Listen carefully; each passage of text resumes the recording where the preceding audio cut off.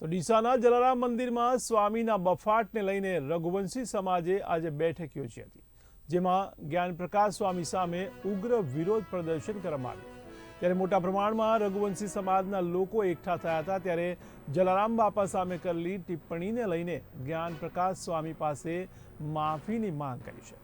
ત્યારે બેઠકમાં રઘુવંશી સમાજના અગ્રણીઓએ જણાવ્યું છે કે સ્વામી આ પહેલા હનુમાનજીનું પણ અપમાન કર્યું છે। ત્યારે સ્વામીઓએ પહેલા ઇતિહાસની સાચી માહિતી મેળવવી જોઈએ, પછી નિવેદન આપવું જોઈએ।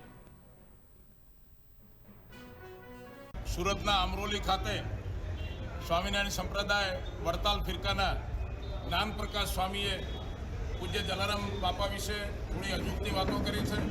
જલારામ બાપાના જીવનનો ઇતિહાસ જે જાણતા નથી, અજ્ઞાન છે એવા જ્ઞાનપ્રકાશ સ્વામીએ બિનજરૂરી વાતો કરીને જલારામ બાપાના જીવન સાથે, સત્કાર્ય સાથે, ઇતિહાસ સાથે જાણે કે ચેડા કર્યા એવું લાગે છે।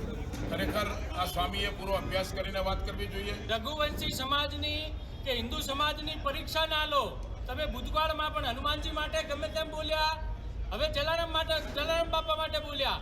તમારી કોઈ સંસ્થા જલારામ બાપા જે કરે છે એક પણ પૈસા વગર વિશ્વમાં આ ચલાવતી સંસ્થા, ભોજન સમારંભ તમામ સુવિધાઓ આપતી સંસ્થા એક પણ હોય તો તમે સામે મૂકો। અમને તમારા સંપ્રદાય સામે કોઈ વાંધો નથી, અમારા સ્વામીજી સામે વાંધો છે। વડતાલ સંપ્રદાયને પણ અમે નમ્ર વિનંતી કરીએ છીએ કે આ સ્વામીની આ વકાલપટ્ટી કરો